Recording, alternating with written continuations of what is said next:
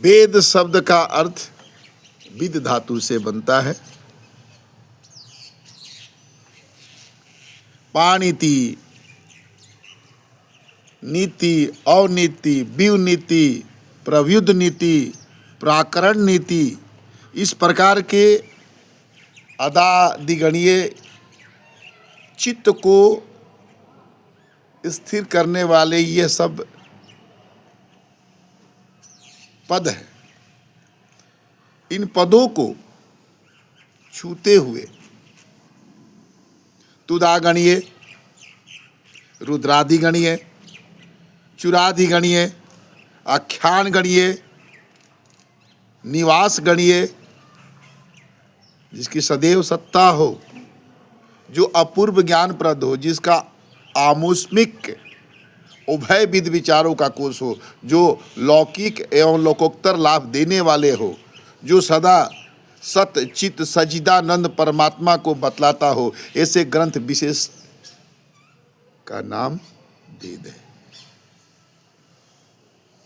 चेतन, चैतन्य विष्ट परमात्मा उपलक्ष्य तन्या सभी पदार्थ आख्यान, उनके नाम निवास अर्थात परमात्मा पदार्थ अर्थात उनके नामों का निवास भूत जो ग्रंथ विशेष है, उसी का नाम वेद है।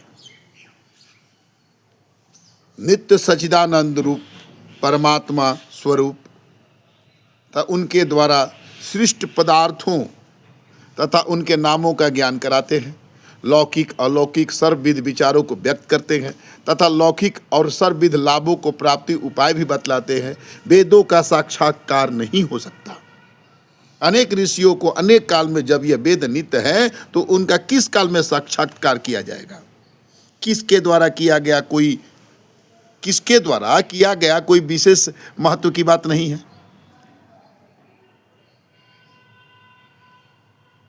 ये तो चैतन्य, महाचैतन्य, हरि चैतन्य, बभीभूषित चैतन्य, मणिभूषित चैतन्य, दिव्यांगत चैतन्य, हरि दिव्यांगत चैतन्य के बारे में छूना, जानना, पठन, अध्ययन, विद्वन, ये सब वेद है। कहने का तात्पर्य है कि एकांगी, एकाग्री विद्वान, लोचक या आलोचक के लिए ये उचित नहीं है। वेद यदि शब्द है तो परमात्मा वाणी है। वेद यदि शब्द है तो परमात्मा वाणी है। ये नित्य सत्य है, अकटु सत्य है। क्योंकि परमात्मा नित्य है इसलिए उनके वाणी को नित्य मानने में कोई आपत्ति नहीं है। वेद यदि ज्ञान है तो ईश्वर का तब भी नित्य ही, ईश्वर का तब भी नित्य ही परम ज्ञान है। लेकिन जो परमात्मा को सर्वज्ञ मानते हैं उन्हें भी परमात्मा के ज्ञान नित्य मानने में कोई परेशानी नहीं होनी चाहिए। क्योंकि गुणी गुणात्मा परमात्मा और उसके गुण ज्ञान के अभेद नहीं होते हैं, तब भी उसे नित्य मानने में कोई आपत्ति नहीं है। वेद का उपदेश क्रियात्मक एवं ज्ञानात्मक क्रिया यानी कर्म का उत्तम प्रतिनिधि यज्ञ है तथा ज्ञान परमात्मा का आवश्यक है। उसके भजन करने के लिए या वही होने के लिए शब्द ही यज्ञ है। शब्द का अर्थ है ऋग्वेद के 10 मंडल के 10 में परमात्मा को ही यज्ञ कहा गया है और उसी से सबकी उत्पत्ति हुई है। यज्ञ की सारी सामग्रियों की कल्पना भी उससे की गई है। ग्रामम, आरण्य, सभी पशु यज्ञ पुरुष से हुए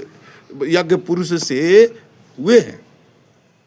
ऋतु का भी उद्भव उन्हीं से हुआ है। मनुष्यों की वर्णादि की कल्पना भी उन्हीं से हुई। यज्ञ सत्व स्वरूप सत्यात्मा है। देवों में ज्योति, आयु तथा गौ के लिए ज्ञान साधक का यज्ञ विस्तार किया गया है। यज्ञ का अर्थ देव पूजा। शंख, तीर, करण और दान यज्ञ परमात्मा है।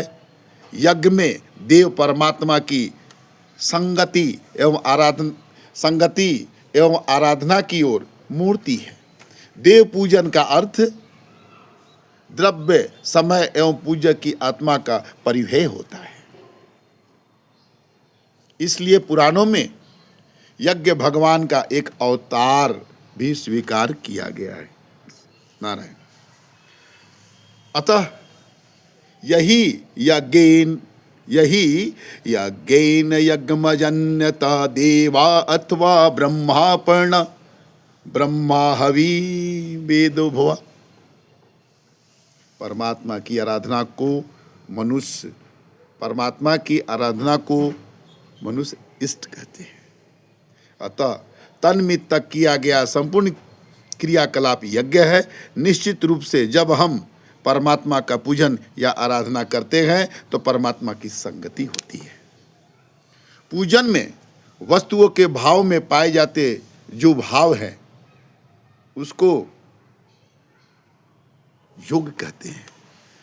गीता में भी यह शब्द संपूर्ण अर्थों को प्रकाशित किया है, जिसमें सबका निष्कर्ष कि यज्ञानाम यज्ञ गो अस्मिकम यज्ञ संपूर्ण वार्धिका अर्थ जपपम घटती तज्वपस्त अतर्द भावनम यज्ञ माणिक सूत्र का। अर्थात कहने का मेरा अभिप्राय ये है कि यज्ञ वेद दोनों एक दूसरे से पूरक है, ये दोनों अलग नहीं है।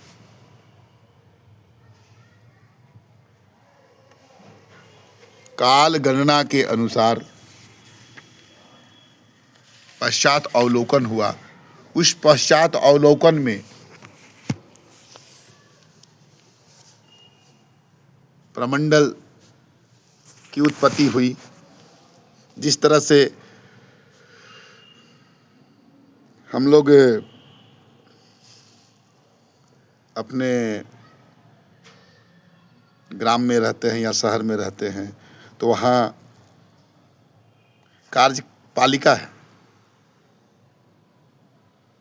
कार्यपालिका जो है अपना कार्य देखती है ग्राम स्तर पे, ब्लॉक स्तर पे, जिला स्तर पे, प्रमंडल स्तर पे। उस प्रकार से इसका प्रमंडल का निर्माण हुआ। अब आते हैं अपने विक्षोम खास कुछ संक्षिप्त प्रारूप को मैं बता रहा हूं कि अत्रि कौन थे। प्रश्न आता है कि अत्रि कौन थे। बार बार चर्चा आता है अत्रि मुनि। तो अत्रि कौन थे? तो अत्रि ये ब्रह्मा के मानस पुत्र हैं, ब्रह्मा के नेत्रों से उत्पन्न हुए हैं। ऋग्वेद के पश्चिम मंडल में मंत्रों की ये दृष्टा है। ये राम के समय में भी थे। परीक्षित के अनशन पर बैठने पर पहुंचने वाले ऋषियों में ये भी थे। कहने का अर्थ है कि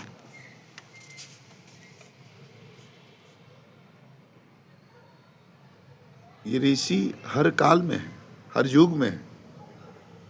अब युग की क्षमता और महत्ता के अनुसार दिखाई दे ये मायने रखता है। दूसरा में आते हैं वशिष्ठ मुनि। ऋग्वेद के सप्त मंडल के मंत्रों के दृष्टा इनकी मंत्र शक्ति, योग और दिव्या शक्ति तथा तपस्या अपरिमेय है। ये भी ब्रह्मा के मानस पुत्र हैं। ये श्री राम के कुल गुरु थे तथा परीक्षित के अनशन में भी ये भी उपस्थित थे। तीसरा आते हैं विश्वामित्र। ऋग्वेद के तृतीय मंडल में तंत्रों के ये दृष्टा हैं। इनकी तपस्या का प्रभाव विख्यात है। राम के समय में भी थे, परीक्षित के अनशन में भी ये उपस्थित थे।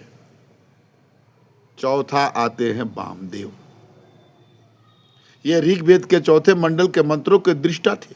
अपने ज्ञान बल से ऋषियों की श्रेणी में पहुंचे। इन्हें गर्भ की आत्मज्ञान हो गया था। ये गौतम पुत्र तथा विश्वामित्र के समकालीन थे। ये भी दशरथ के कुलगुरु थे। पांचवा आगे आपके गृत्समद, ये ऋग्वेद के द्वितीय मंडल के मंत्रोदिष्टा है। अंगिरस गोत्रीय सुनहोत्र के पुत्र, इंद्र के प्रयत्न से भृगु कुलो उत्पन्न सुनक ऋषि के दत्तक पुत्र थे। गृत्स प्राण मद अपान अर्थात प्राण पावन महस्कृत, ये इंद्र के मित्र थे। उसके बाद आते हैं हम लोग भारद्वाज। भारद्वाज ये ऋग्वेद के छठे मंडल के मंत्रों के दृष्टा ऋषि हैं। ये देव गुरु बृहस्पति एवं ममता के पुत्र। अथर्ववेद में भी इनके 13 मंत्र हैं। इनके वैदिक ऋषियों में इनका अत्युच्च स्थान है। इनके 10 पुत्र ऋग्वेद के मंत्रों के दृष्टा ऋषि हुए। इनकी एक पुत्री भी रात्रि भी मंत्र दृष्टि हुई है। इनकी दूसरी पुत्री ऐतरेय ब्राह्मण में भी इनका उल्लेख है।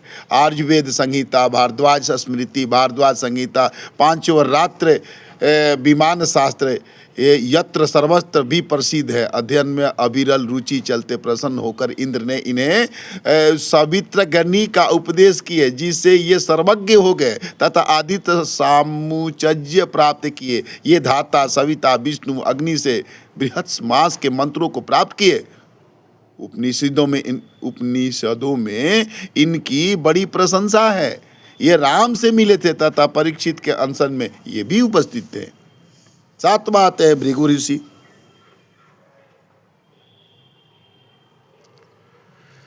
ये भी ब्रह्मा के मानस पुत्र थे। ब्रह्मा की त्वचा से हुए च्वन मन भृगु पुत्र थे। इनके वंशज भार्गव कहलाए। ऋग्वेद के नाम 9वें मंडल में ये भी दृष्टा हुए। इस वंश में अनेक मंत्र दृष्टा हुए। कवि उष्णा अर्थात शुक्लाचार्य भी मंत्र दृष्टा और दिव्य शक्ति से उत्पन्न ऋषि थे। भृगु भी परीक्षित के अनशन में उपस्थित थे। 8वां आते हैं कर्ण। और ऋग्वेद के 8वें मंडल के अधिकांश मंत्र कर्ण और उनके वंशजों के अतकंठ 8वें मंडल के ऋषि कहे गए। इनकी स्मृति भी है। ऋग्वेद के प्रथम मंडल के 1 से 10 के सूक्तों में मधुकस्कंदा विश्वामित्र के पुत्र जो ऋषि हैं, वे 11वें सूक्त में मचकंद्रा पुत्र जेता ऋषि है।